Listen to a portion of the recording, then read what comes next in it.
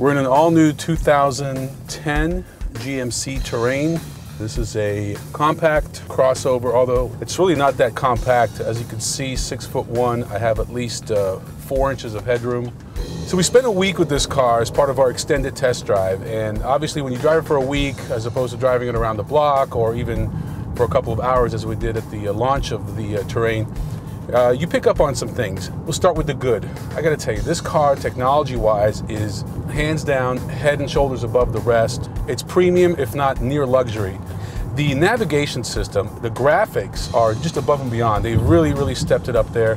One thing I like is when we're running low on fuel, it not only told us that we're running low on fuel, as most cars do today, with some kind of warning light, but it took it one step further. It actually asked us if we wanted to be directed to the nearest gas station. Really like that. Automatic tailgate, a wonderful function. They took it one step further. They actually have a preset here for max, 3/4 or off. Now, what that means is max, when you open it, it'll open all the way up. 3/4 opens 3/4. Makes sense. Now, why is that important? Well, if you're 5'2", then you don't want it all the way. If you're 6'2", you do want it all the way. So it gives you these presets. There's other cars, luxury cars, that have made that adjustable, but it's kind of a hassle. You have to program it and set it. This just gives you 2 presets, max and 3/4. That makes sense. I really like that. The car really has everything you need. It's got the Bluetooth. It's got a wonderful sound system.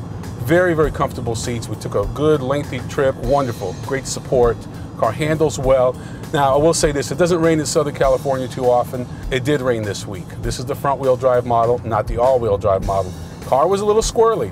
So if that's important to you, in other words, if you live in an area where there is inclement weather, then you may want to consider the all-wheel drive model. Now let's talk about the bad. Fuel economy was not the greatest. This is the V6 model, not the 4-cylinder.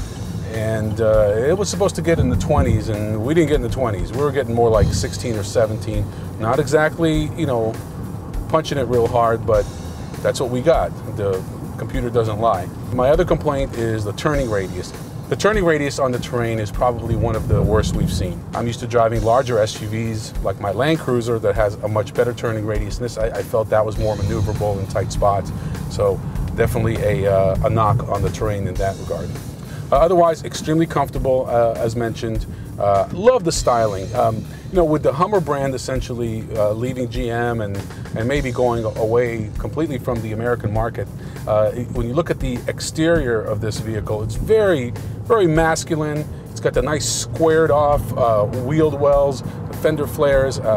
I like that. A great vehicle, family of 4 or 5, a great substitute for a large SUV. I can see a lot of people downsizing into this vehicle. Makes a lot of sense. So bottom line on the Terrain, highly recommended, depending on how you equip it. 4-cylinder base model, starting in the low 20s, fully loaded V6 with navigation and leather.